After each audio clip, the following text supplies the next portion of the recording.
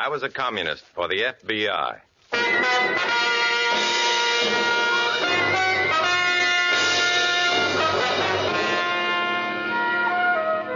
Starring Dana Andrews in an exciting tale of danger and espionage.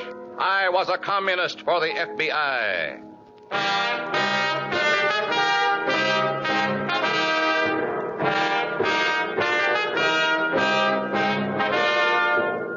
You are about to hear a strange story.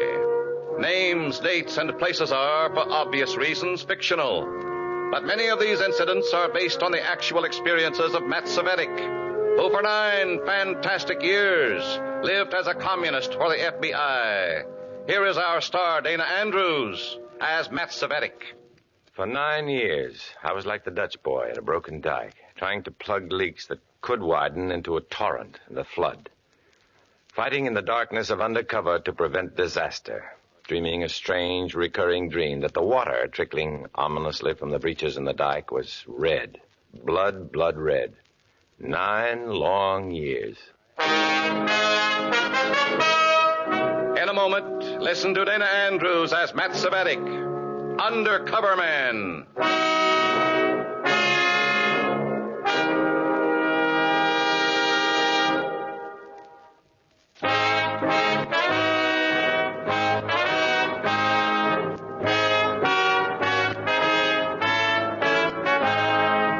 Now, here is Dana Andrews as Matt Cvetic, Undercover Man. This story from the confidential file is marked Abby, as in Abigail.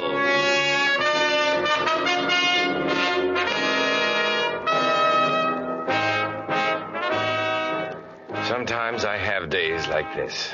Days when I want to crawl into a deep hole and just sulk. Or do some hard physical work to sweat the venom and self-hate out of my system. Days like this, I hate the words communism, cell, Trotskyite, Cominform, agitprop, party line. Hate 'em. But there's Comrade Revchenko fronting for Moscow.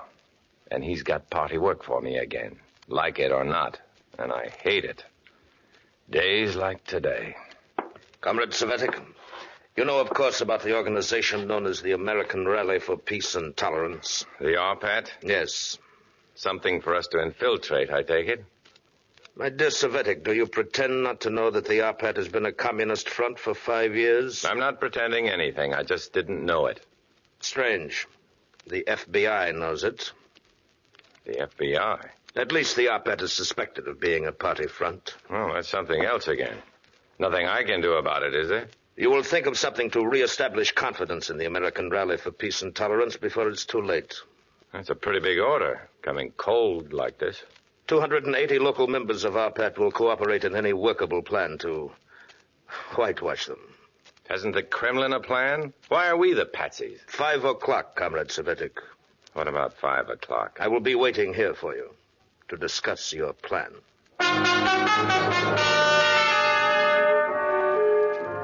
I go out, steaming quietly. I find a good, safe pay station and telephone my FBI contact. It's my day to be disagreeable, all right. I suddenly hate all the hocus-pocus of calling the FBI and using that red pony to blue fox gibberish so necessary to secrecy. I even resent having to call the perfectly respectable little cafe where we meet, Rendezvous Green. When my FBI contact walks in, I'm waiting for him with acid in my soul.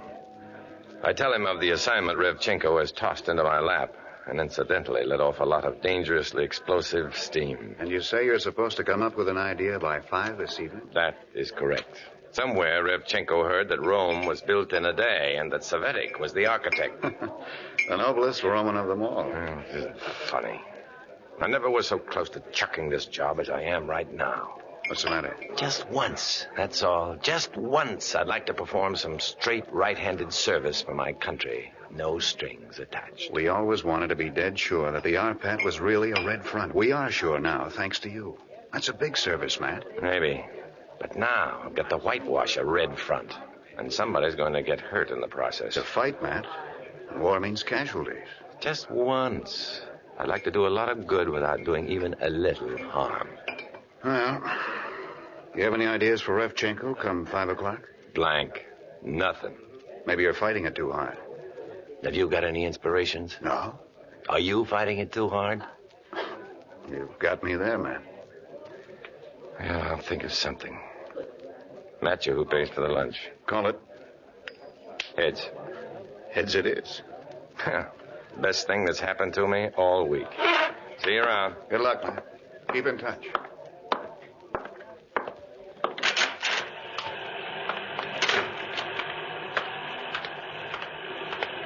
Look out! Watch it. Yeah. Nice going, gal. Are you hurt? Did I hit you at all? No. Oh, I did. I just grazed my knee with your bumper. Is that all? It's funny. Getting nicked by a Red Cross station wagon. Oh, I'm just a volunteer in the Red Cross blood donor service. You're sure you're all right now? Yeah, I'm fine. Well, you better come with me. Where to? The hospital. I tell you, I'm perfectly okay. No, take my arm. And don't argue, please. All right, nurse. I'm not a nurse. I'm just doing this to humor you, not draw a crowd. You get in first, can you? Now, go on, slide in. All right, but... Now, can you get in alone? With my dying effort. Like so. I don't want to quarrel, but you really stepped right out in front of me. Sorry, I can't discuss it. Why? See my lawyer. Really? No, I was off in a cloud. Polyclinic, Polly. Oh, you had me worried.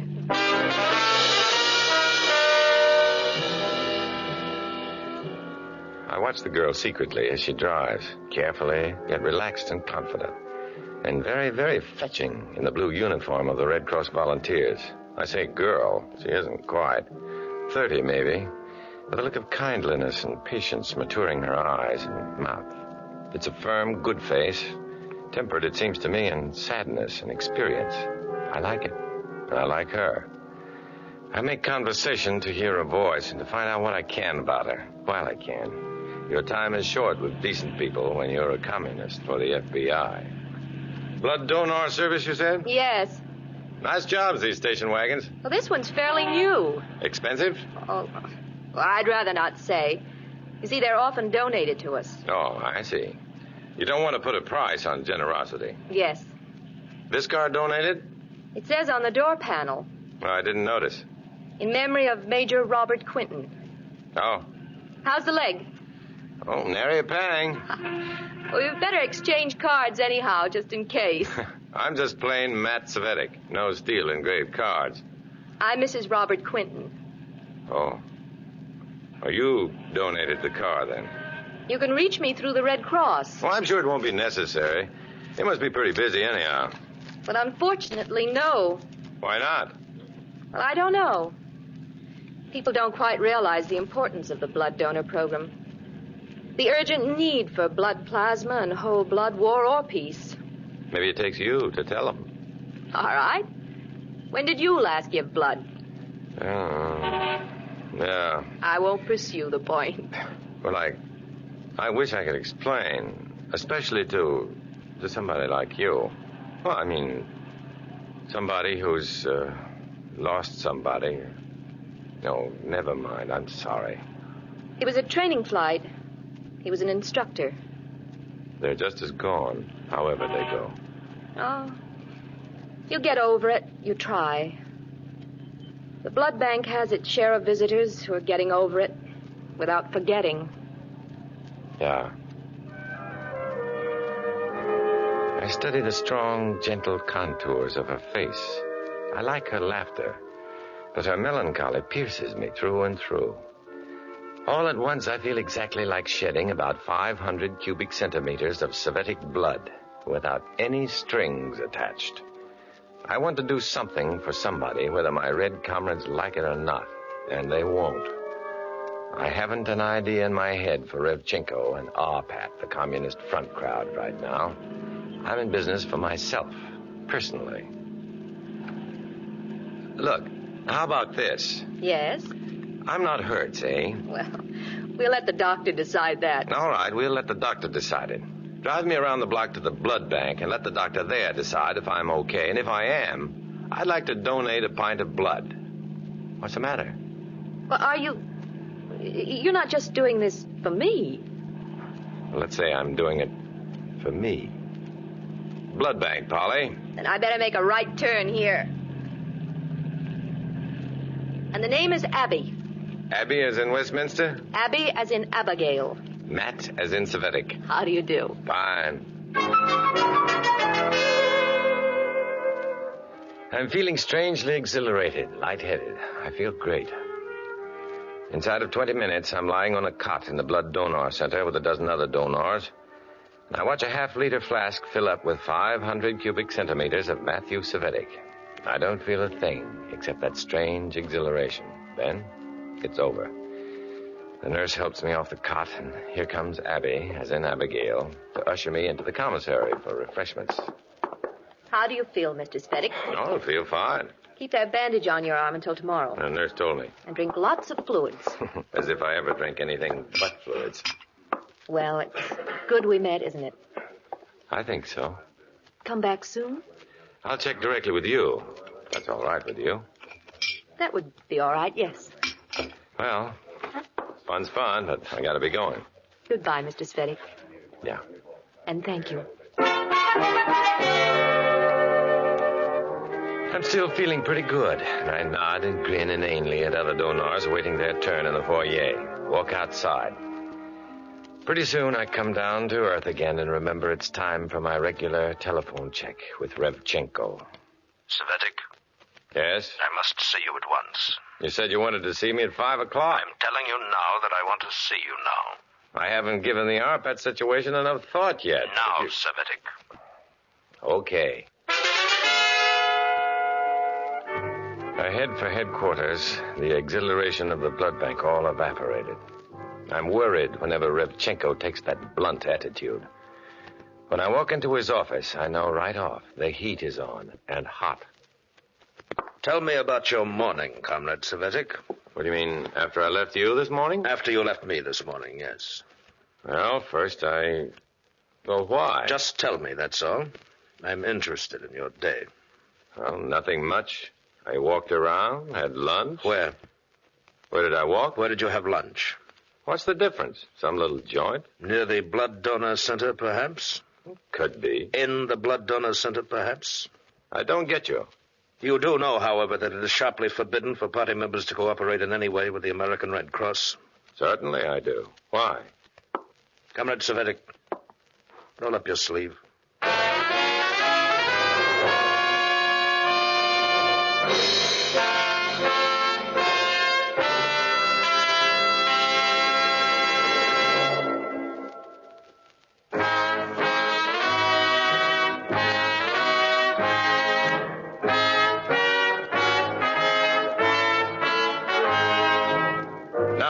To Dana Andrews, starring as Matt Savetic in I Was a Communist for the FBI, and the second act of our story.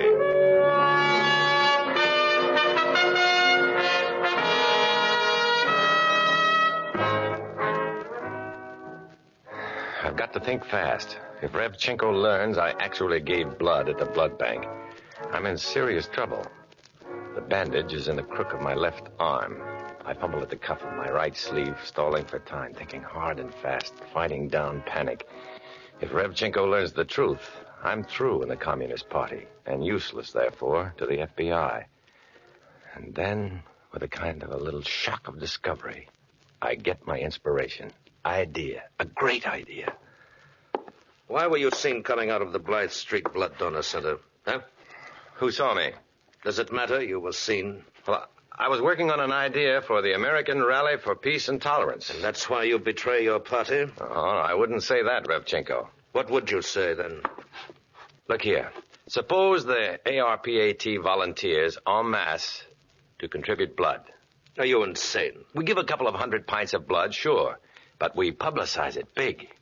We build up ARPAT as a patriotic force, giving their blood for Uncle Sam. Oh, few people may still have their doubts, but mostly it'll be a lot easier sledding for the rally from there on in. Ah, I can arrange to take over the Blythe Street Donor Center for the day. Photographs, reporters, sob interviews, some good old phonus balonus about our American responsibilities to America, the works. Leave it all to me, and it's a breeze. Huh? How soon can this be done? I'll get on it right away. Not bad, Savetic. Get on with it.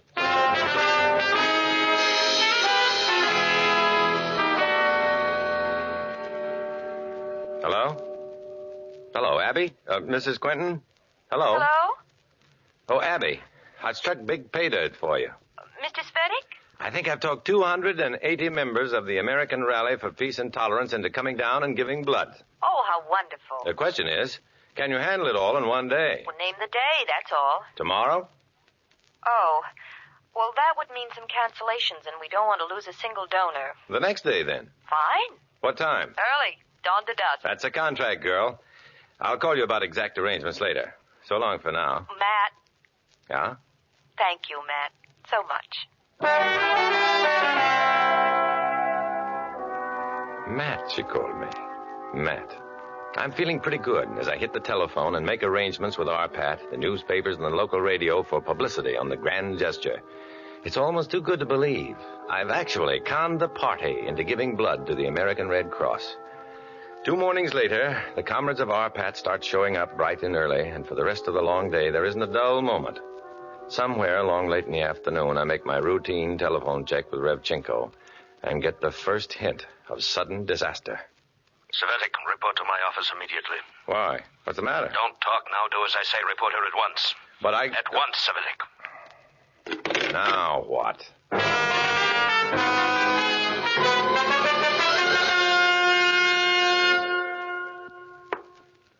News of your scheme has reached the highest echelons of our apparatus in America. It simply will not do to give blood to a culture we despise. But don't they understand? We've gotten great value for it. RPAT will be in the clear again. I tell you it will not do, Savetic. And I tell you it's done. Then undo it. How? Destroy the blood flasks somehow.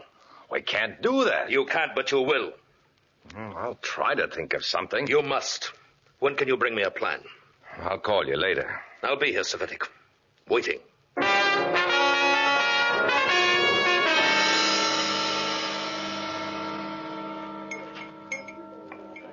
Tough situation, Matt. I didn't want to drag the FBI into this more than I had to, but I need help. I hate to be this negative about it, Matt, but you have no choice. Let the comrades get back their blood. I won't do it. No other choice, Matt. So what is there to do? The idea is to have a comrade pose as a holdup man making his escape. He stops a blood transport on the highway at gunpoint, commandeers the car, and hides it away for 2 days. If whole blood isn't processed in 2 days, it's worthless. Well, yeah, it begins to take shape. They don't dare actually destroy the flasks. That would point the finger straight at them, as you point out. Oh, that'll work all right. It's just a shame, that's all. Find out when the blood will be taken out tonight to the processing center. Call Revchenko, tell him your plan, and describe the route of the car. Oh, yeah. He'll get some zealous comrade to flag it down, all right. Better get going on it right away, Matt. I call Abby, find out the time she's leaving with the unprocessed blood, learn the route, and make a date to ride down with her to the processing lab. Then I call Revchenko, make an appointment with him, and give him the layout. He likes it. Why shouldn't he like it? It was cut to measure by the FBI. I wait for 9:30 at night and ride the long ride to the processing lab in Abby Quentin's heavily loaded station wagon. I'm very, very bad company for a good-looking widow. Matt, what's the matter? Nothing. Well, you've been so quiet.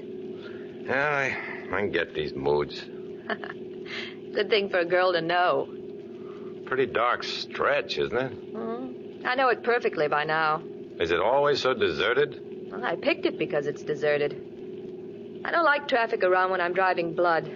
Too precious to risk. It's packed securely, isn't it? Heavy wooden cases, cork liners, metal partitions. But a hard blow and somebody might lose out. Burned child, wounded soldier, somebody. So many somebodies. Oh, Abby, look out! Oh! There's somebody in the road. He's waving at us, limping. Don't get out. He can make it. Thanks, friend. Thanks. And What's the matter? What's wrong? my car spun off the highway. Are you hurt? I don't know. Get me to a hospital. Well, climb in. Give him your hand, Matt. Here. Yeah, thanks, pal. Now get rolling. Fast. Oh, Go easy on that trigger, pal. Then get going. Better do it, Abby.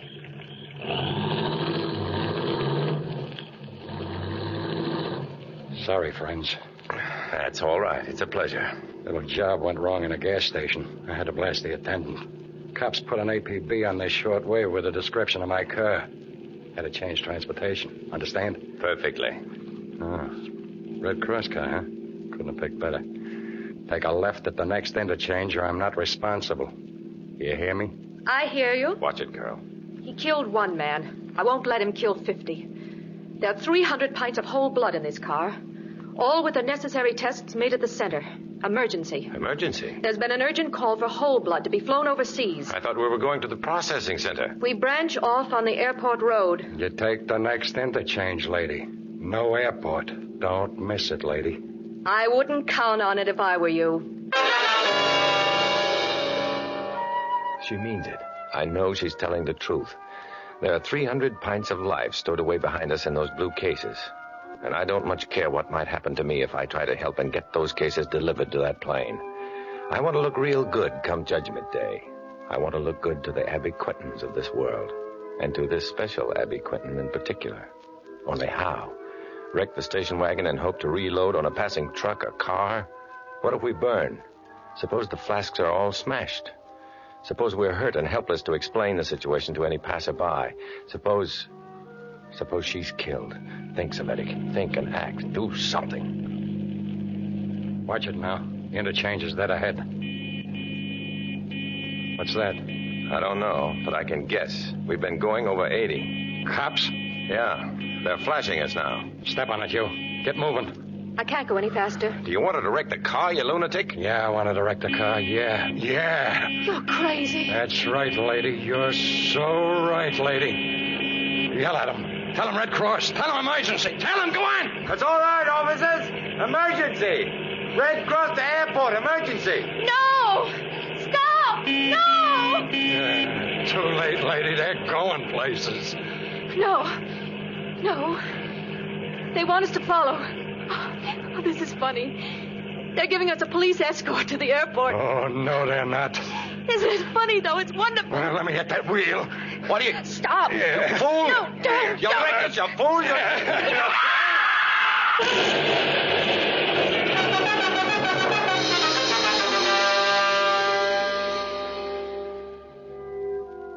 I wake up, slowly. It smells like a hospital, then like perfume. It's both. I see clean gray walls.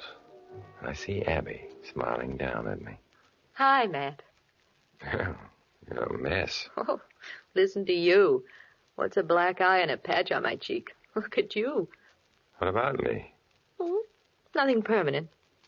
You took the windshield way out. Or what about the flasks? Did it all smash?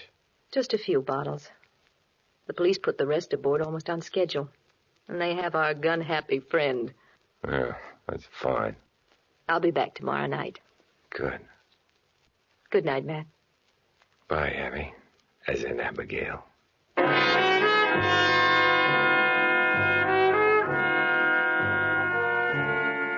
She's back the next night, and the next, and the next. She's probably back the following night, too. I wouldn't know. Because I'm gone by then. Because I don't think I can face her evening after evening without losing my nerve and my job with the FBI. I'd go soft. I'd chicken. So I'm out of there before visiting hour, the fourth night around. The comrades can't say I didn't try. So I'm in the clear. They won't wreck another blood transport car. Twice might rub the whitewash off the American Rally for Peace and Tolerance. They don't know that the FBI knows what's underneath that whitewash. Red. Bright red. So maybe I don't do too badly at times, but it gets harder and harder to say goodbye when the Abby Quintons say good night. But I'm a communist for the FBI. I walk alone.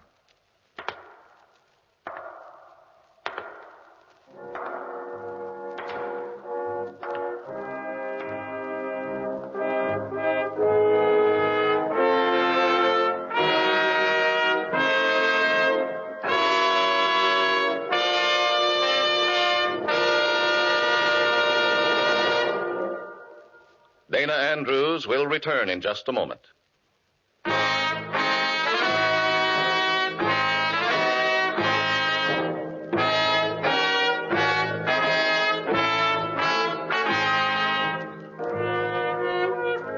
This is Dana Andrews. The play you've just heard is typical of the fantastic, undercover, behind-the-scenes struggle for America and the entire world. It was another story stemming from the real experiences of Matt Cvetic, who worked undercover for the FBI. Next week, another exciting and compelling adventure. So be with us, won't you? See you.